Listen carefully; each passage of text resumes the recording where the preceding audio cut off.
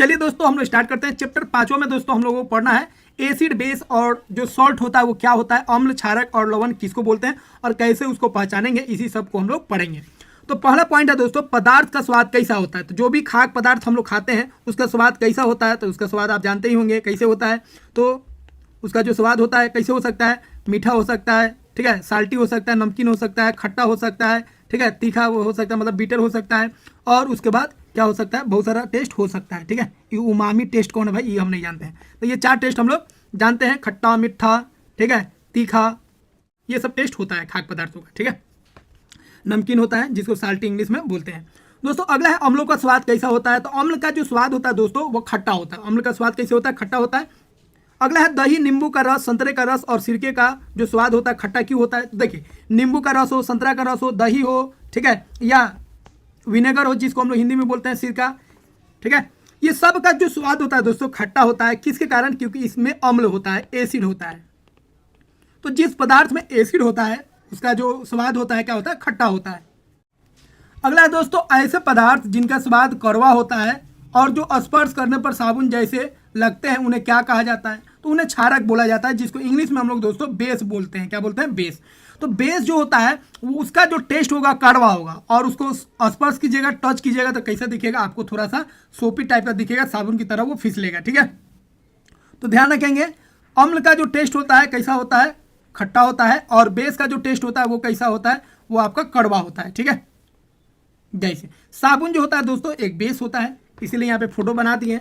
अब यहाँ पे प्रचार वाला भी आ गया, 75 ग्राम बाई 3 गेट 1, मतलब 3 को खरीदिए और 1 को पाइए। ठीक है, तो ये ऑफर अगर उठाना है तो यहाँ से आप ले लीजिए। चलिए आगे बढ़ते हैं हम लोग। ठीक है, कंपनी का प्रचार भी हो गया, उसको पता भी नहीं है। अगला है दोस्तों, क्या हम सभी पदार्थों के अम्लीय और क्षारीय गुण को चखकर बता सकते हैं। नहीं, ऐसा भूल मत कीजिएगा। देखिए, जो भी पदार्थ हम लोग खाने वाला जो पदार्थ है जो हम लोग खा रहे हैं उसका तो टेस्ट हम लोग जानते हैं, बाकी किसी पदार्थ में कौन अम्लीय है और कौन क्षारीय है उसको आप चेक नहीं कर सकते और करना भी नहीं चाहिए। जैसे मान लीजिए कोई एसिड है, जैसे हाइड्रोक्लोरिक एसिड है, उसको आप टेस्ट कीजिएगा तो पता चला जवाने पूरा जल जाएगा। बात समझ रहे हैं, तो बहुत ही खतरनाक होता है, पॉइजनस हो सकता है। ठीक है, इसीलिए उसका हम लोग इस्तेमाल, ठीक है, अलग मेथड से करेंगे, उसको हम लोग जानेंगे, लेकिन उसको टेस्ट के आधार पर हम लोग चेक नहीं करेंगे जो वो क्षारीय गुण का है कि अम्लीय गुण का है। ठीक है, तो वही यहाँ पे लिखा गया है, नहीं हम लोग हर पदार्थ को चख कर उसकी अम्लीय और क्षारीय गुण को नहीं बता सकते हैं, क्योंकि कुछ पदार्थ जो होते हैं वो क्या होते हैं, जहरीले होते हैं, जो हमें हानि पहुंचा सकते हैं।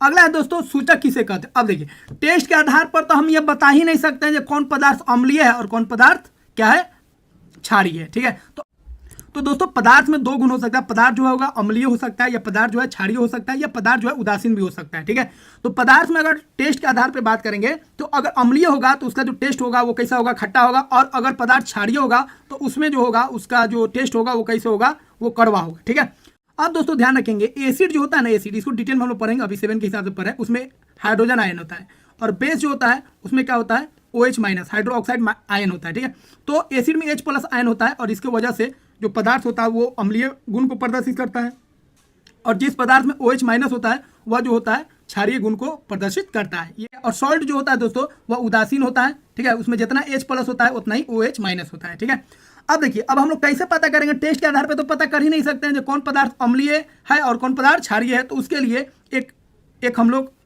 इस्तेमाल करते हैं पेपर। क्या इस्तेमाल करते हैं, पेपर, उसी को हम लोग बोलते हैं सूचक। तो सूचक जो होता है दोस्तों एक ऐसा पदार्थ होता है जो किसी पदार्थ के अम्लीय अथवा क्षारकीय गुण को बताता है। कौन पदार्थ अम्लीय है और कौन पदार्थ क्षारकीय है जो बताएगा उसको हम लोग क्या बोलेंगे, सूचक बोलेंगे। क्या बोलेंगे, सूचक। क्लियर हुआ।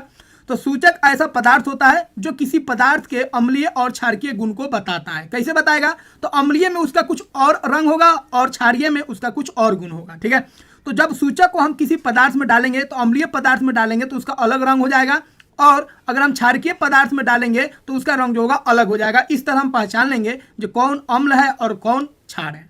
ठीक है, जैसे आगे आपको समझ में आ जाएगा। ठीक है, तो सूचक का मतलब समझ गया।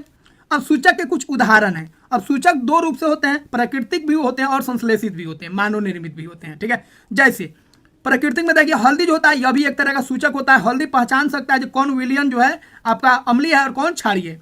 लिटमस पेपर होता है, इसका विलियन भी होता है, तो लिटमस से भी हम लोग पहचान सकते हैं कौन अम्लीय है और कौन क्षारीय है।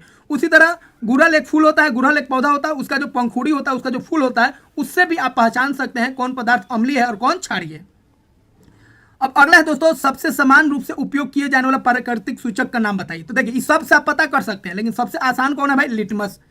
तो लिटमस से आप किसी भी पदार्थ के अम्लीय और क्षारीय, ठीक है, गुण को आप आसानी से पहचान सकते हैं। अब लिटमस दोस्तों दो तरह का होता है, एक पत्र के रूप में होता है, पेपर के फॉर्म में होता है, और दूसरा जो होता है विलियन के फॉर्म में होता है, ठीक है, जिसको हम लोग बोलेंगे सॉल्यूशन के फॉर्म में, विलियन के रूप में। तो दोनों का हम लोग इस्तेमाल करते हैं, पत्र के रूप में भी आप इस्तेमाल कर सकते हैं और विलियन के रूप में भी इस्तेमाल कर सकते हैं। किसको? लिटमस। क्लियर हुआ? तो कौन पदार्थ अम्लीय है और कौन पदार्थ क्षारीय है वो चेक करेगा, उस पदार्थ को हम क्या बोलेंगे? सूचक बोलेंगे। सूचक का उदाहरण आपको एनसीईआरटी के हिसाब से क्लास 7 के हिसाब से कुछ है दिया, उसको याद रखेंगे। हल्दी हो गया, लिटमस हो गया, गुड़हल का पंखुड़ी हो गया, ये सब है दोस्तों, ये सब क्या है? ये सब सूचक है। ये बताएगा कौन पदार्थ अम्लीय है और कौन पदार्थ क्षारीय है। कैसे बताएगा? अपने रंग को बदल के, ठीक है। अम्ल में अलग रंग होगा और क्षार में अलग रंग होगा, तो हम पहचान लेंगे यह जो है अम्ल है और यह जो है क्षार है, ठीक है। अब लिटमस इसमें सबसे आगे है। लिटमस का यूज करना बहुत ही आसानी होता है, इसका इस्तेमाल, इसीलिए दोस्तों सबसे समान रूप से हम लोग किसका उपयोग करते हैं प्राकृतिक सूचक के रूप में? तो वो होता है लिटमस, ठीक है। अब देखिए लिटमस दो तरह से काम हम लोग लेते हैं, एक पेपर के फॉर्म में और एक सॉल्यूशन के फॉर्म में, विलियन के फॉर्म में। अब लिटमस जो होता है दोस्तों ये बनता किससे है? तो एक पौधा होता है जिसको हम लोग बोलते हैं लाइकेन। ये आप लोग ऑलरेडी क्लास 6 में हम बता चुके हैं, ठीक है। तो ये सेवाल और कौवा का मिश्रण होता है। तो लिटमस जो होता है दोस्तों एक पौधा होता है लाइकेन, इसी से यह निकलता है। यहाँ पे आप इसका फिगर देख सकते हैं।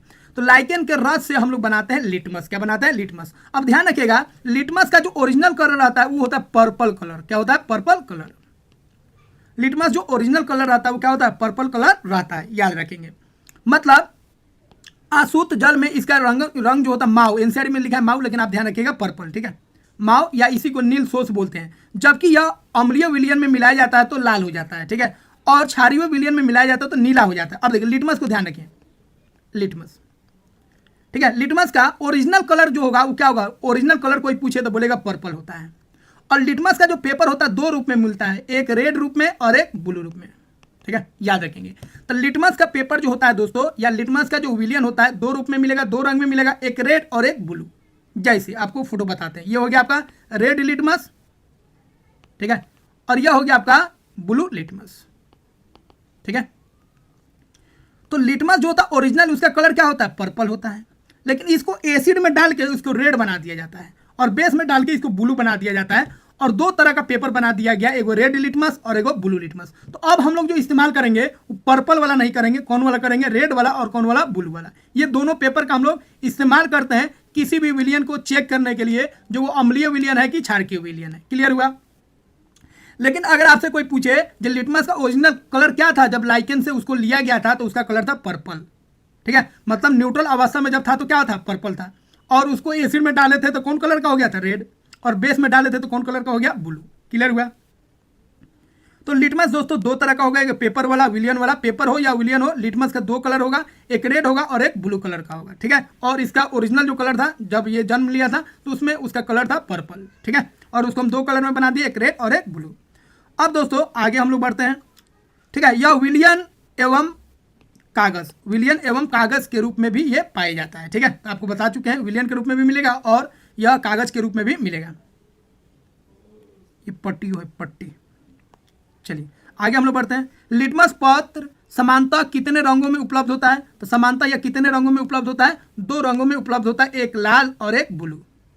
अगला है अम्ल लिटमस पत्र को किस रंग में बदलते हैं? तो दोस्तों अम्ल जो होते हैं वह लिटमस पेपर को लाल में बदलते हैं। किसमें? लाल में, याद रखिएगा, ठीक है।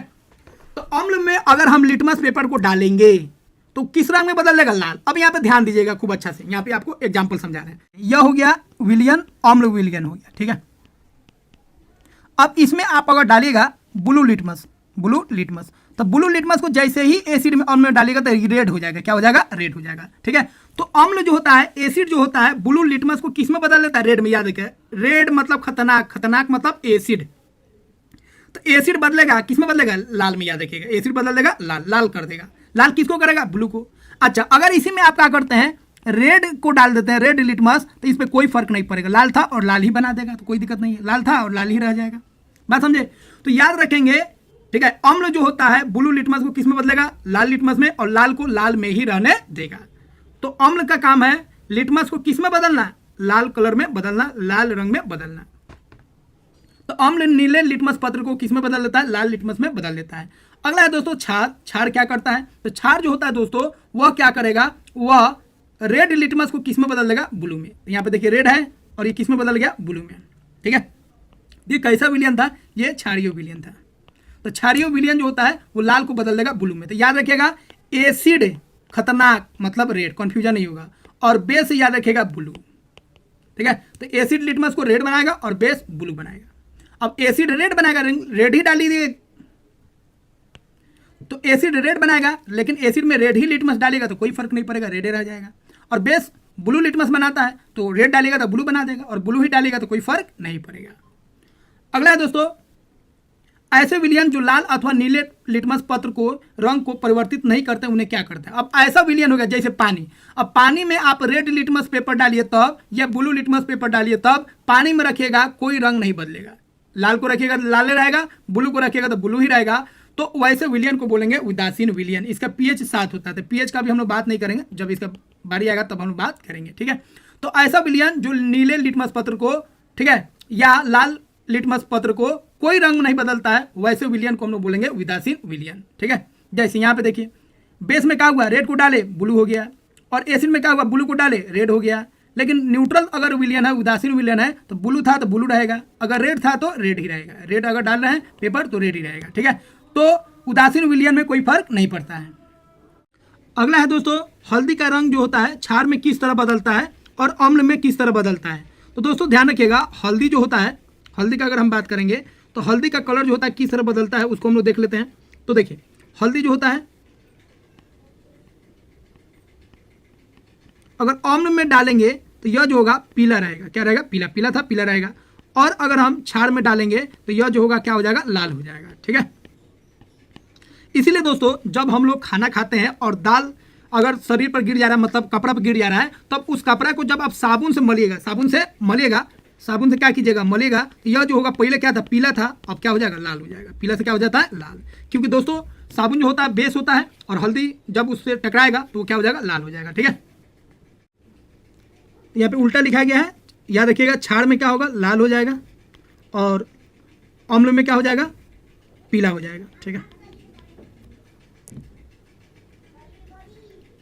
अगला है गुड़हल का जो पुष्प होता है, जिसको हम लोग चाइना रोज भी बोलते हैं, का सूचक अम्लीय और क्षारकीय विलियनों पर कैसा प्रभाव डालता है। तो देखिए गुड़हल का जो फूल होता है उसका अगर हम बात करेंगे तो यह अम्ल में कैसा होता है, तो अम्ल में यह हो जाएगा गुलाबी, गहरा गुलाबी हो जाएगा। और अगर हम बात करेंगे क्षार में, तो क्षार में क्या हो जाएगा, यह हरा हो जाएगा। ठीक है, तो याद रखिएगा हल्दी के बारे में याद रखना है, और गुड़हल के जो फूल होता है उसके बारे में भी आपको ध्यान रखना है। गुड़हल का जो फूल होता है अम्ल में गुलाबी हो जाएगा, गहरा गुलाबी हो जाएगा, और क्षार में क्या हो जाएगा, हरा हो जाएगा। ठीक है, और इस तरह अगर गुलाबी होता है तो समझ जाएंगे विलियन अम्ल है, और हरा हो जाता है गुड़हल के फूल को डालने पर, उसके रस को डालने पर, तो समझेंगे जो विलियन है वो कैसा हो गया, हरा हो गया। विलियन जो है कैसा हो गया, वो विलियन क्षार है। ठीक है, अगला है दोस्तों प्रयोगशाला में अम्लों और क्षारकों के रख रखाव तथा उपयोग में अत्यधिक सावधानी क्यों बरतनी चाहिए। तो देखिए एसिड और बेस जो होता है दोस्तों वो संक्षारक होता है, क्रोसिव होता है। अगर वो बदन पर या किसी चीज पर पड़ेगा तो उसको क्या करेगा, गला देगा। बात समझ रहे हैं, इसलिए दोस्तों इसका सावधानी से इस्तेमाल करना चाहिए, और इसका रख रखाव में भी स्पेशल ध्यान देने की जरूरत होता है, क्योंकि ये अगर गिरेगा तो डैमेज कर देगा बॉडी को। ठीक है, इसलिए इसका सावधानी रखना पड़ता है इसके रख रखाव में। अगला है दोस्तों अम्लीय और क्षारकीय विलियन में फिनोल्फ्थेलिन पर क्या प्रभाव पड़ता है। तो एक हल्दी जान लिए, दूसरा हम लोग जान लिए गुड़हल का जो फूल था उसके बारे में। अब हम लोग जानेंगे फिनोल्फ्थेलिन के बारे में। फिनोल्फ्थेलिन, तो फिनोल्फ्थेलिन जो होता है यह भी एक सूचक होता है, ये कैसे बदलता है उसको देख लीजिए। तो अम्ल में ये क्या होगा, रंगहीन हो जाएगा, रंगहीन। ठीक है, कोई कलर नहीं बदलेगा, रंगहीन हो जाएगा, कोई कलर नहीं दिखाएगा। और क्षार में दोस्तों यह क्या हो जाएगा, पिंक कलर हो जाएगा, गुलाबी हो जाएगा, याद रखिएगा। ठीक है, तो फिनोल्फ्थेलिन जो होगा अम्ल में रंगहीन हो जाएगा, और क्षार में क्या होगा, गुलाबी हो जाएगा। अगला है जब अम्लीय विलियन क्षार के विलियन मिलाया जाता है, मतलब एसिड और बेस जब रिएक्शन करेगा तो क्या बनेगा। तो देखिए एसिड और बेस जब रिएक्शन करेगा तो दो चीज बनता है, एक बनता है वाटर और एक बनता है सॉल्ट, जिसको हम लोग क्या बोलेंगे, लवण। याद रखेंगे, जब एसिड और बेस रिएक्शन करता है, ठीक है, तो क्या बनता है, सॉल्ट बनेगा, लवण बनेगा, और पानी बनेगा, H2O बनेगा। और इस रिएक्शन को हम लोग बोलेंगे न्यूट्रलाइजेशन रिएक्शन। क्या बोलेंगे, न्यूट्रलाइजेशन रिएक्शन, जिसको हम लोग बोलेंगे उदासीनीकरणीय विलियन। ठीक है, तो इसमें एक एसिड होगा और एक बेस होगा और दोनों क्या बनाएगा, लवण बनाएगा और लवण क्या होगा, न्यूट्रल होगा। ठीक है, तो याद रखेंगे एसिड और बेस रिएक्शन करके एक दूसरे का जो प्रॉपर्टी होता है, एक दूसरे का जो गुण होता है उसको क्या करता है, समाप्त कर देता है, खत्म कर देता है। ठीक है, एक दूसरे को न्यूट्रलाइज कर देता है, इसीलिए इस विलियन को हम लोग बोलेंगे, क्या बोलेंगे, न्यूट्रलाइजेशन रिएक्शन बोलेंगे। और इसमें दोस्तों याद रखिएगा, इसमें जो होता है हीट निकलता है, उष्मा निकलता है, इसीलिए एसिड और बेस का जब रिएक्शन होगा दोस्तों तो बर्तन जो होता है गर्म हो जाता है। बर्तन क्या होगा, गर्म, क्योंकि इस रिएक्शन से क्या निकल रहा है, उष्मा निकल रहा है, पानी निकल रहा है, लवण तो बनेगा ही और उष्मा भी निकलेगा, इस वजह से जो बर्तन होगा दोस्तों वो गर्म हो जाएगा। ठीक है, तो जब किसी अम्लीय विलियन में क्षार के विलियन को मिलाया जाता है तो दोनों विलियन एक दूसरे के प्रभाव को क्या करते हैं, उदासीन कर देते हैं। एसिड बेस को खत्म कर देगा और बेस एसिड को खत्म कर देगा, मतलब उसके गुण को उदासीन कर देगा। ठीक है, और वो विलियन अब ना तो अम्लीय रहता है और ना ही क्षारकीय होता है, इसीलिए इसको बोलते हैं उदासीन विलियन। कौन विलियन, उदासीन विलियन। तो एसिड और बेस मिलकर कैसा विलियन बनाता है, उदासीन विलियन बनाता है। याद रखेंगे, एसिड बेस मिलकर क्या प्रोडक्ट बनाता है, क्या उत्पाद बनाता है, तो पानी बनाता है, लवण बनाता है। क्या इसमें से उष्मा निकलता है, उष्मा निकलता है। ठीक है, उदासीन अभिक्रिया किसे कहते हैं, तो अभी आपको समझा दिए। एसिड और बेस जब रिएक्शन करेगा तो उसको उदासीन अभिक्रिया कहेंगे, इसमें उष्मा निकलता है। ठीक है, किसी अम्ल और किसी, ठीक है, क्षार के बीच, किसी क्षार के बीच होने वाले अभिक्रिया को हम लोग क्या बोलेंगे, उदासीनीकरण बोलते हैं। और इस प्रक्रम में, इस प्रोसेस में क्या होता है, जो हीट होता है, उसमें जो होता है वो क्या होता है, निर्मुक्त होता है, निकलता है। ठीक है, अगला है दोस्तों चूने के पानी में। चूने का पानी क्या होता है दोस्तों, लाइम वाटर होता है, जिसको हम लोग क्या बोलते हैं, CaOH2। इसमें अगर हम सल्फ्यूरिक एसिड H2SO4 का रिएक्शन कराते हैं तो ये क्या हो गया, एसिड हो गया, और ये क्या हो गया, बेस हो गया। अब एसिड और बेस रिएक्शन करेगा तो क्या बनेगा दोस्तों, सॉल्ट बनाएगा, CaSO4। इसको याद नहीं रखना आपको। और एक बनाएगा, क्या बनाएगा, एक सॉल्ट बनाएगा और एक वाटर बनाएगा। तो ये सॉल्ट हो गया और ये क्या हो गया, वाटर। अब प्लस में क्या निकलेगा, उष्मा निकलेगा। ठीक है, तो बीकर जो है, बर्तन जो है क्या होगा, गर्म हो जाएगा। अगला है अपाचन से मुक्ति पाने के लिए हम लोग किसका इस्तेमाल करते हैं, तो दोस्तों जब हम लोग कुछ अधिक खा लेते हैं या स्पाइसी खाना खा लेते हैं, या खाना है 1 छिपा 2 छिपा खा लिए, खूब सारा मसालेदार खाना खा लिए ना, तो उसमें क्या होता है, पेट में हमारा क्या होता है, याद रखेंगे, पेट में एक एसिड होता है जिसका नाम होता है HCl, हाइड्रोक्लोरिक एसिड। और ये क्या करता है, भोजन को पचाता है। तब अधिक खाना खाएगा, ज़्यादा स्पाइसी खाना खाएगा तो उसको पचाने में HCl क्या होगा, ज़्यादा निकलेगा। और ज़्यादा निकलेगा, जितना निकलना चाहिए नॉर्मल उससे ज़्यादा निकलेगा तो पेट को क्या करेगा, खराबी करेगा। और इससे क्या होगा, आपको थोड़ा सा इरिटेशन होने लगेगा, पेट में पेन होने लगेगा, इरिटेशन होने लगेगा। अब उसको क्या करना है, न्यूट्रलाइज करना है, तो आपको बेस लेना पड़ेगा। सब बेस खा नहीं सकते हैं, कुछ बेस जहरीला भी हो सकता है, क्रोसी भी हो सकता है, इसलिए वहाँ पर हम लोग स्पेशल यूज करते हैं MgOH2, जिसको हम लोग बोलते हैं मिल्क ऑफ मैग्नेशिया। इसका इस्तेमाल कीजिएगा, या इसी का रूप होता है इनो, इस सब मिल जाएगा, इनो ले लीजिए। ये MgOH2 भी मिलता है, इस तरह का सिरप मिलता है, इसको पी लीजिए 1-2 ढक्कन, बात समझ रहे हैं। तो milk of magnesia MgOH2 magnesium hydroxide को बोला जाता है। और इसका इस्तेमाल हम लोग, ठीक है, कब करेंगे, अपाचन से मुक्ति के लिए। ठीक है, जिसको हम बोलेंगे, इसको हम लोग इस्तेमाल करते हैं एंटा एसिड। एंटा एसिड, एंटा एसिड मतलब एसिड का दुश्मन होता है। ठीक है, तो प्रति अम्ल के रूप में हम लोग किसका इस्तेमाल करते हैं, मैग्नीशियम हाइड्रोक्साइड, जिसको मिल्क ऑफ मैग्नेशिया भी बोलते हैं। अगर दोस्तों चींटी के काटने से हमारे शरीर में कौन सा अम्ल प्रवेश करता है, तो देखिए लाल का चींटी काटने, हड्डा पीटने, जितना भी होता है ना, या पौधा भी होता है, वो भी अगर डस ले तो बॉडी में आपका जो पेन हो रहा है, चमड़ा में जो पेन हो रहा है, ठीक है, वो हो रहा है क्योंकि उसमें क्या किया है, इंजेक्ट कर दिया फॉर्मिक एसिड, या उसी को हम बोलते हैं मिथुनिक एसिड। तो फॉर्मिक एसिड जैसे ही बॉडी में जाएगा तो ये पेन करेगा। ठीक है, फॉर्मिक एसिड या इसी को हम बोलते हैं मिथुनिक एसिड। ठीक है, बात समझे।